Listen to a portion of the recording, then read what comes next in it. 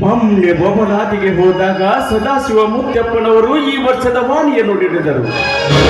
ಏನೆಂದು ಗೊತ್ತಾ?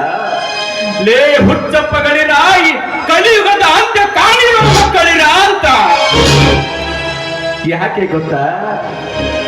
ನ್ಯಾಯದ ಮೇಲೆ ಅನ್ಯಾಯ ಕಾಲಿಟ್ಟಾಗ, ಬಡವನ ಮೇಲೆ ಶ್ರೀಮಂತನ ದಬ್ಬಾಳಿಕೆ ಹೆಚ್ಚಾದ, ಒಳ್ಳೆತನಕ್ಕೆ ಬೆಲೆ ಇಲ್ಲದೆ ಮೋಸದ ಜನರೇ ನರ್ತನವ ಹಾಡಿಗೆಯುತ್ತಿರುವಾಗ ಇಂತಹದನ್ನೆಲ್ಲ ನೋಡೇ ಬರೆದಿಟ್ಟಿರಬೇಕು ನನ್ನ ಮುತ್ಯ. ಇರಲಪ್ಪ ಲಿಂಗಜ್ಜ, ನಡೆ. ಹೇಳಿದ್ದೇನೆ, ನೀವು ಹೇಳಿದ್ದೇನೆ ನಡೆಸಿಕೊಡೋದು ಈ ಲಿಂಗಜ್ಜನ.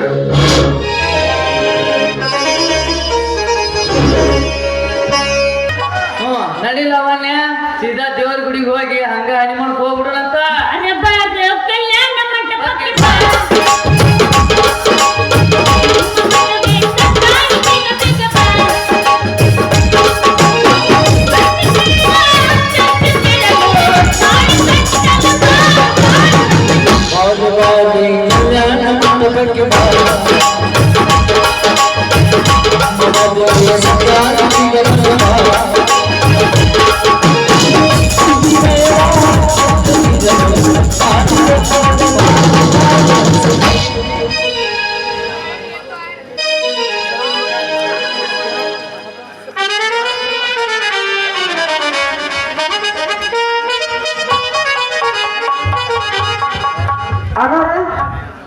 ಇತ್ತಾಗ ಎಲ್ಲಾರು ನಮ್ಮ ಅಪ್ಪ ಬಂದಿದ್ದೇನ್ರಿ? ಇತ್ತಲ್ಲ ನೀನ್ ನೋಡಿ ಅಪ್ಪ, ನಮ್ಮ ಅಪ್ಪ ನೋಡಿ, ನಮ್ಮ ಅಪ್ಪ ಇಂತ ಏನ್ರಿ ಬಂದಿದ್ದ ಮದುವೆ ವಯಸ್ಸಿನಾಗ ಕಚ್ಚಿ ಬಿಟ್ಟು ಯಾವಾರ ಮಾರಕ್ ಹೋಗ್ಬೇಡ ಮದುವೆ ಅಂದ್ರು ನನ್ನ ಮಾತು ಕೇಳಿಲ್ರಿ. ಆ ಲಾವಣ್ಯ ಯಾವ ಜೋಡಿನ ನನ್ನದು ಕೈ ಕೊಟ್ಟು ಓಡಿ ಹೋದ್ಲ. ಈ ನಮ್ಮ ಅಪ್ಪ ಮುಗದ ಹೋಗ್ಯತ್ ಬಿಡ್ರಿ. ಈಗ ನೀವೇ ನೋಡ್ತೀವಿ, ನಾ ಯಾಕೆ ವರ್ಣನೆ ಮಾಡಿ ಹೇಳ್ಬೇಕ? ಹೌದು, ಇಲ್ಲಿ ಯಾರು ಫಿಗರ್ ನಿಂತತ್ಲ ತಂಪು ಬರಪ್ಪ.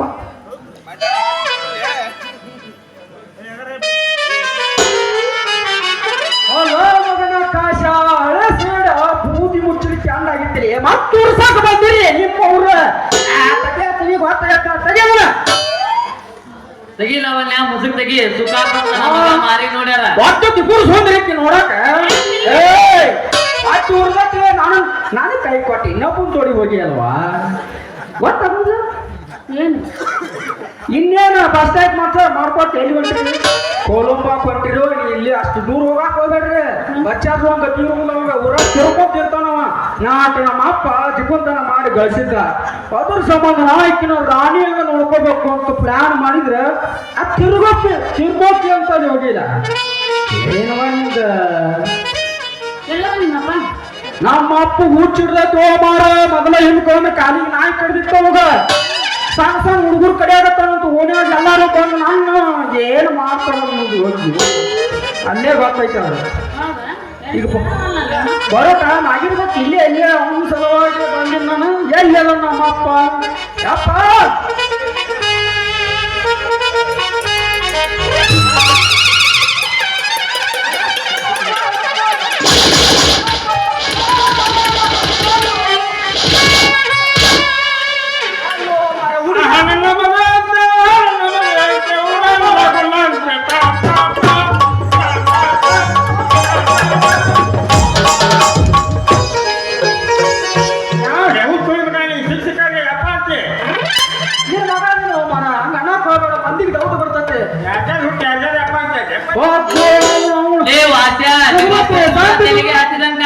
ಹುಷಾರ್ ನೋಡ್ಕೊಲಿ.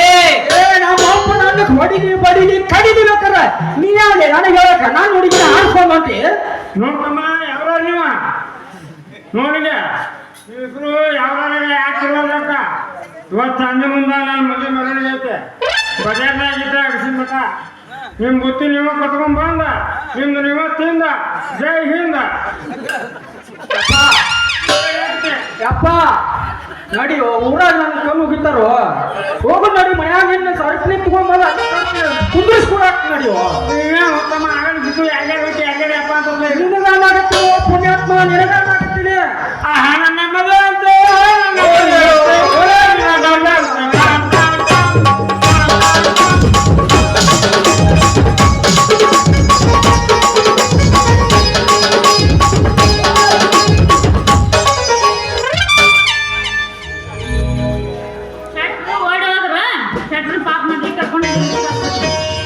ಮಾಡಬೇಡ್ರಿ ಹುಡುಗಿಯರ್ ಸವಾಸ್ ಮಾಡಬೇಡ್ರಿ. ನಂಬಿಸಿ ಕುತ್ತಿಗೆ ಕೋಲ್ ಹಿಂತಾರ ನೋಡಿ ಕೈ ಕೊಟ್ಟು ಹೋಗ್ತಾರಿ. ನಮ್ಮ ಅಪ್ಪಗ ಆದಂಗತಿ ನಿಮಗೆ ಯಾರಿಗೂ ಆಗಬಾರ್ದ್ರಿ ಅಪ್ಪ. ಲೇ ಕಾಶ ಜಾಲೆ ಜಾಲೆ ನಂದೇನಿಲ್ಲ ಎಲ್ಲ ಕಾಲಿ ತಾತ ಲಾವಣ್ಯ ಅಕ್ಕ ಬರ್ತೀರಲ್ಲ ತಾಯಿ ನಿಮ್ಮ ದಿಕ್ಕಿಗೆ ನಮಸ್ಕಾರ. ನಾವು ಇಲ್ಲೇ MS ಹೀಗೆ ಬರ್ತೀವಿ ಟೆನ್ಷನ್. ಹಾ ಲಾವಣ್ಯ ಇದ ಮನೆ ಹೋಗೋ ರೂಪ್ನಾಗ ಒಂದು ಕೆಂದುಳೆ ಬಿಸ್ ಕೈ ಬಿಟ್ಬಿಡಿಲ್ಲ.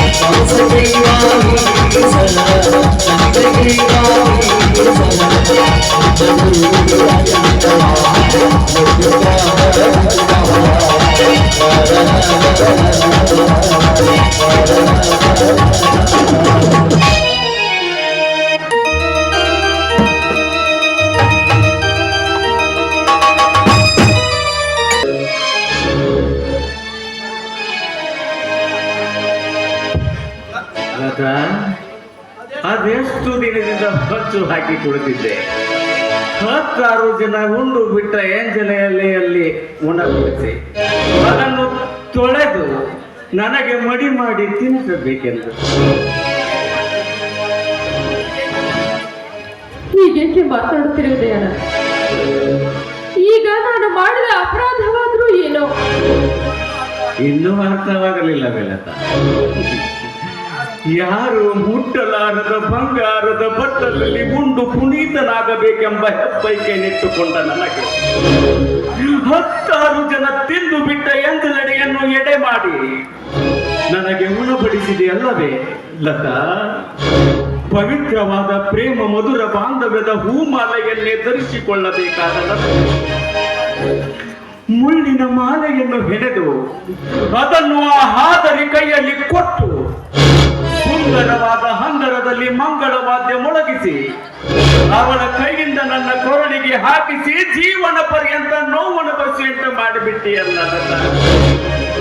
ಈಗಲಾದರೂ ನಿನ್ನ ಸೇಡು ತೀರಿದೆ? ಇಲ್ಲ ಇನ್ನು ತೀರಿಲ್ಲಲ್ವಾ? ಹಾಗಿದ್ದರೆ ಹೇಳಿಬಿಡು, ಒಂದೇ ಒಂದು ತೊಟ್ಟು ವಿಷ ಕೊಟ್ಟು ಬಿಡು ಲತಾ, ಒಂದೇ ಒಂದು ತೊಟ್ಟು ವಿಷ ಕೊಟ್ಟು ಬಿಡು. ಕುಡಿದು ಈ ಭೂಮಿಯ ಋಣವನ್ನೇ ಕಳೆದುಕೊಳ್ಳುತ್ತೇನೆ ಲತಾ. ಲತಾ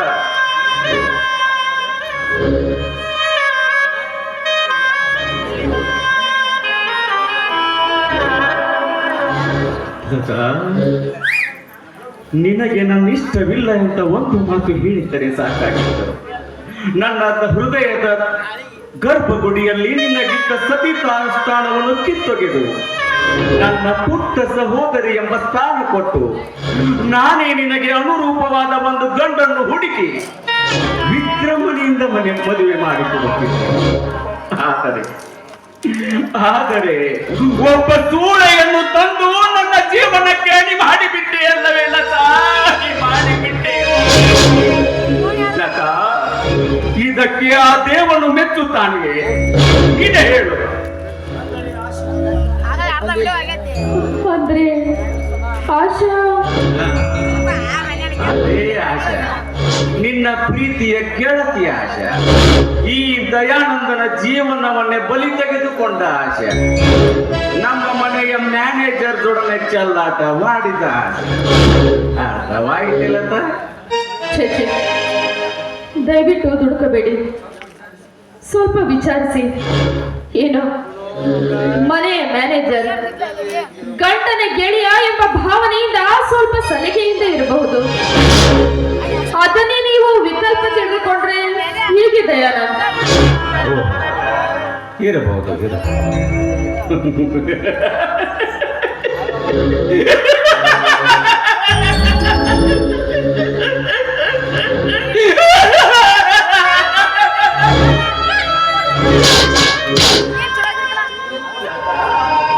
ನೀನಾಡುವ ಮಾತು ಹೇಗಿದೆ ಎಂದರೆ ಅಳುವ ಕಂದನನ್ನು ಸಮಾಧಾನ ಪಡಿಸಲು ಕಹಿ ಬೇಯಿನ ಕಾಯಿಯನ್ನು ಸಿಹಿ ಮಾಯಿನ ಕೈ ತಿನ್ನು ಎಂಬಂತಿದೆ.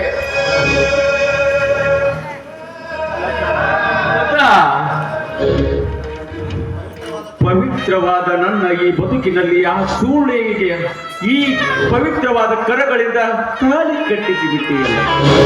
ನಿನ್ನ ಚಾಣಾಕ್ಷಣಕ್ಕೆ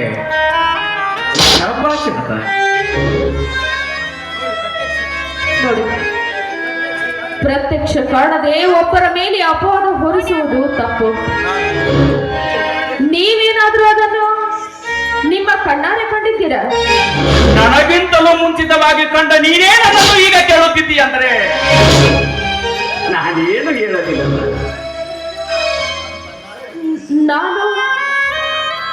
ನಾನು ಕಣ್ಣಾರೆ ಕಂಡಿರುವೇನೆ.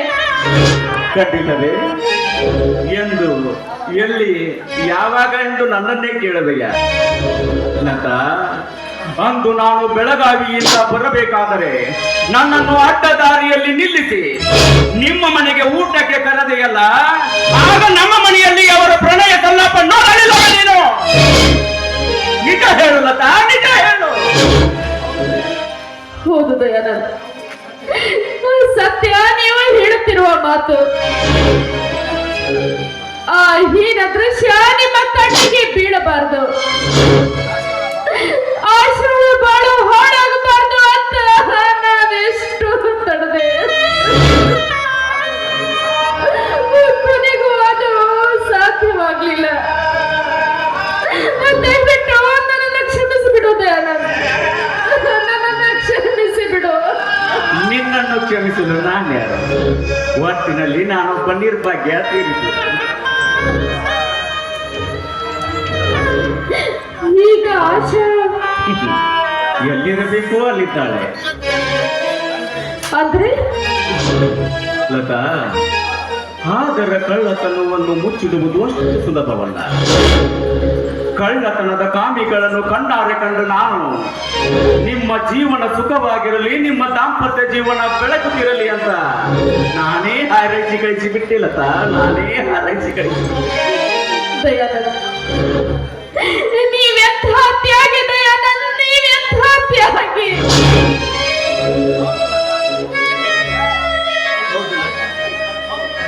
ಹೌದು ಲತಾ, ಹೌದು.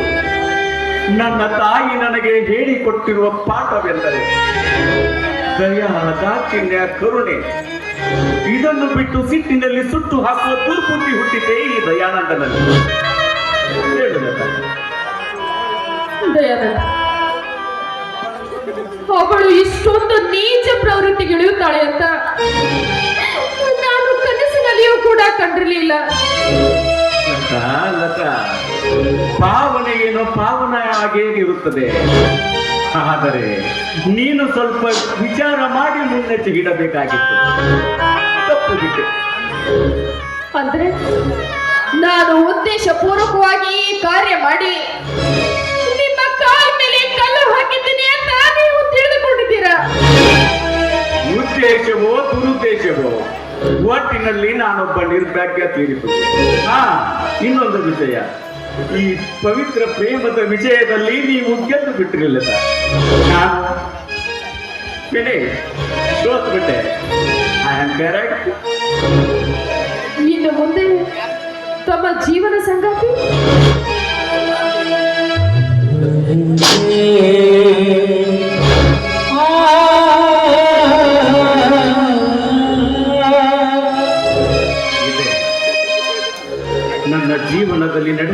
ಕಹಿ ಘಟನೆಗಳನ್ನು ಮರೆತು ಇದ್ದಷ್ಟು ದಿನ ಸ್ವಲ್ಪ ದಿನ ಆರಾಮಾಗಿರಲು ಇದೊಂದೇ ಸಾಕು.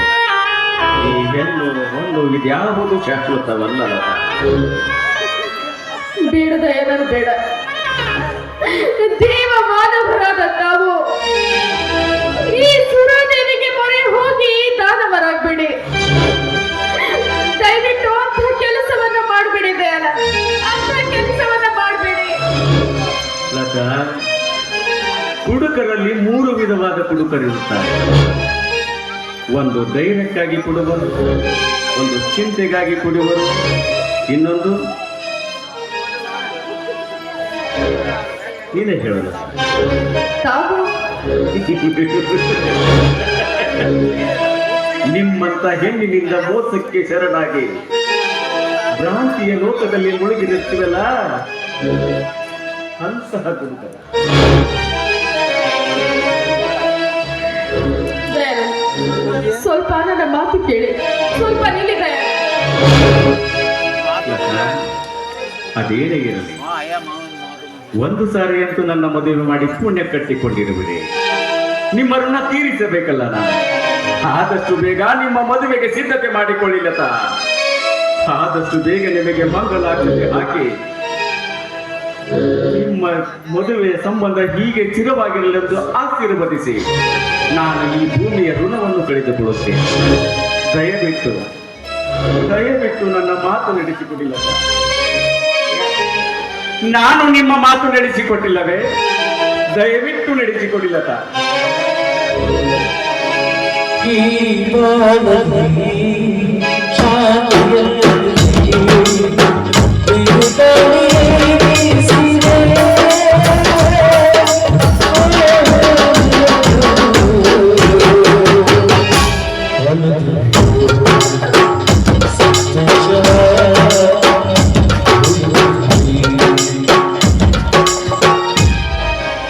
ಅಯ್ಯೋ ದೇವರೇ,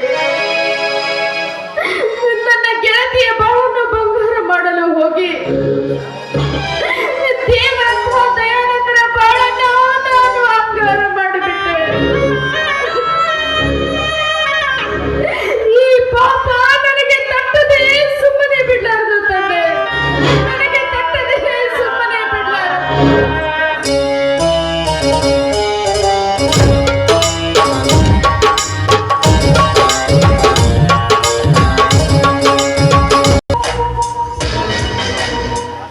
ಆಶಾ, ನಿನ್ನ ಪತಿಗೆ ನೀ ಗೈದ ಆದರಕ್ಕೆ ಕಾಣಿಕೆಯಾಗಿ ಕೊಟ್ಟ 50,000 ಮುಗಿಯುವ ಮುನ್ನವೇ ಐಡೆ ಮಾಡು ಹಣಕ್ಕಾಗಿ. ಚಂದ್ರಕಾಂತ್, ಇದೇನು ಮಾತಾಡ್ತಾ ಇದ್ದೀರಿ ನೀವು? ಮಾತಿಗೊಮ್ಮೆ ಹಾದರಿ ಹಾದರಿ ಅಂತ ಕರೆದು ನನ್ನ ಮನವನ್ನೇಕೆ ನೋಯಿಸುವಿರಿ? ನಾನೊಬ್ಬ ನಿನಗೆ ಹಾದರಿ ಎಂದರೆ ಗರತಿ ಎಂಬ ಕಳಂಕದ ಪಟ್ಟ ತಪ್ಪುವುದೇನಿಗೆ?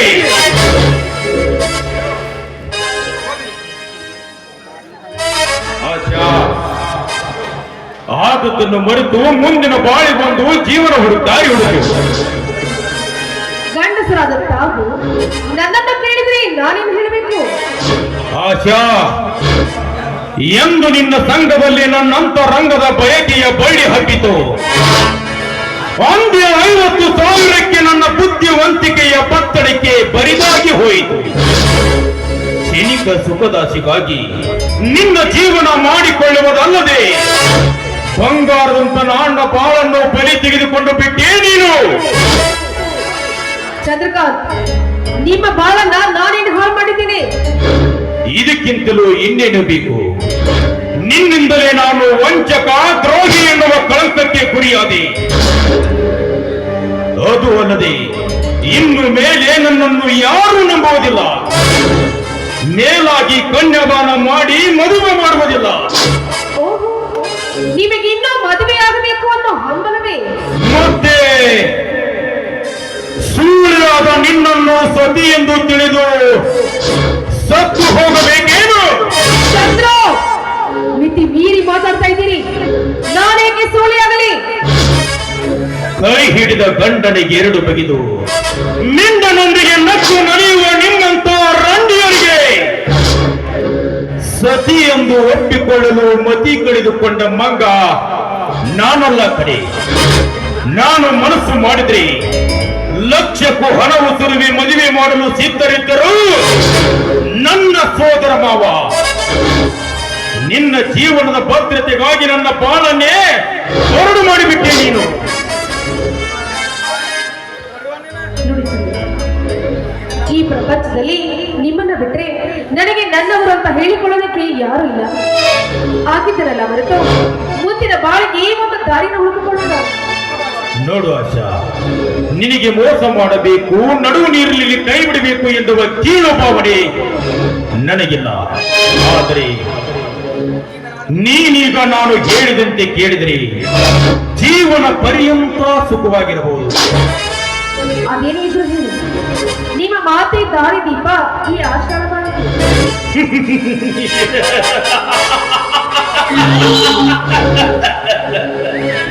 ಜಮೀನ್ದಾರ್ ದಯಾನಂದರ ನಗ ನಾಣ್ಯ ಇರುವ ಎಲ್ಲ ಸ್ಥಳವು ನಿನಗೆ ಗೊತ್ತು ತಾನೆ? ಗೊತ್ತು. ದೇವರ ಕೋಣೆಯಿರೋ ನೆಲ ಮಾಳಕ್ಕೆ ಟ್ರೆಜರಿಲಿದೆ. ಅದರ ಬೀಗದ ಕೈ ಕೂಡ ದೇವರ ಜಗಲಿ ಮೇಲೆ ಇರುತ್ತೆ.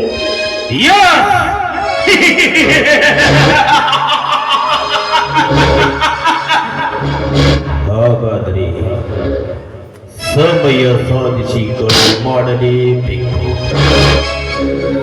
ನಾನೊಬ್ಳೆ ಅದು ಹೇಗೆ ಸಾಧ್ಯ? ನಾನು ಬರುತ್ತೇನೆ. ಇಬ್ಬರು ಕೂಡಿ ಈ ಕಾರ್ಯ ಸಾಧಿಸಿಕೊಂಡು ಅಪಾರವಾದ ಸಂಪತ್ತಿನೊಂದಿಗೆ ಇಲ್ಲಿಂದ ಕಾಲ್ಕಿತ್ತು ಇಲ್ಲಿಂದ ಸಿಂಗಾಪುರಕ್ಕೆ ಹೋಗೋಣ. ಅಲ್ಲಿ ಹಾಯಾಗಿ ಬಿಡೋಣ ಚಿನ್ನ. Very good idea. ಇವತ್ತು ರಾತ್ರಿ ನೀವು ವಿಚಾರ ಮಾಡಿ ನಿಮ್ಮ ಪ್ಲಾನ್ ಅಂತ ಮುಂದೆ ಬರೋಣ. ಸರಿ, ಬೀಳೆ ಮಾಡೋಣ. ನಾನು ಬರುತ್ತೇನೆ. ನೀನು ಹೋಗಿ ಊಟಕ್ಕೆ ರೆಡಿ ಮಾಡು. ಏನಿಲ್ಲ ಕಣೆ, ಸ್ವಲ್ಪ ಡ್ರಿಂಕ್ಸ್ ತೆಗೆದುಕೊಂಡು ಬಂದ್ಬಿಡಿ. ಸರಿ, ಬೇಗ ಬಂದ್ಬಿಡಿ.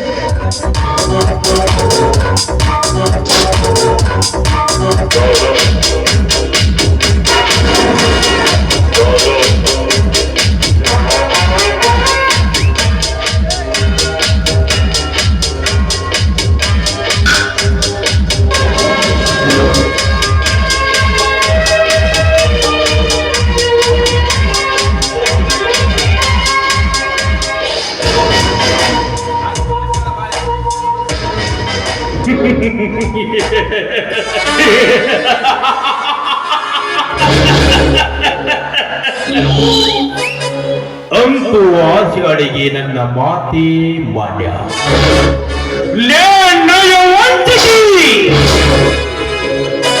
ದೇವರಂತ ದಯಾನಂದನಿಗೆ ಎರಡು ಬಗೆದು ನನ್ನ ಮಾತಿಗೆ ಬೆಲೆ ಕೊಟ್ಟ ನೀನು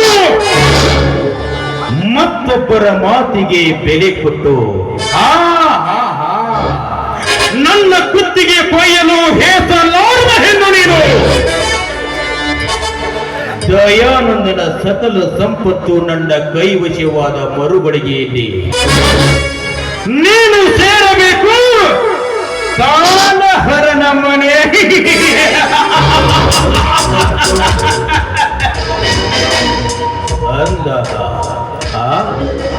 ಅಂದಾಗ ಮಾತ್ರ ಈ ಚಂದ್ರಕಾಂತನ ಕಪಟ ನಾಟಕಕ್ಕೆ ಕಳೆ ಕಟ್ಟುವುದು ಈ ಜಗದ್ರಂಗ ಭೂಮಿಯಲ್ಲಿ.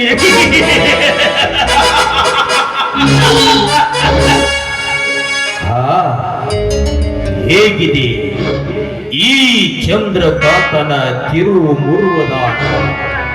ಇದರಲ್ಲಿ ಕೊನೆಗೆ ದಯಾನಂದನ ಸಕಲ ಸಂಪತ್ತು ನನ್ನ ಕೈವಶ ಮಾಡಿಕೊಂಡು ಆಶಾರಿಂದಲೇ ದಯಾನಂದನ ಕೊನೆ ಮಾಡಿಸಿ ನಂತರ ನಾನಾಗುವೆ ಈ ಅಂತಃಪುರಕ್ಕೆ ಅಧಿಪತಿ.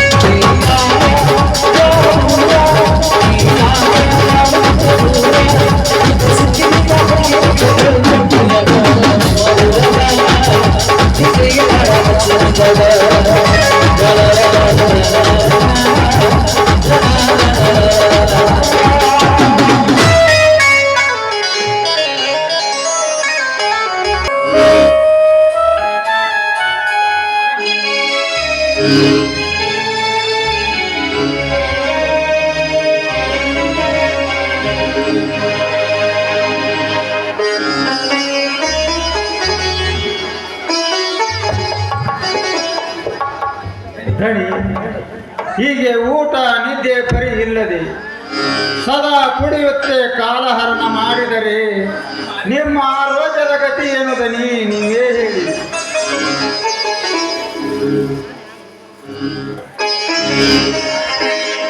ಲಿಂಗಜ್ಜ, ರೋಗ ಸಾಗರವಾದ ಈ ಶರೀರಕ್ಕೆ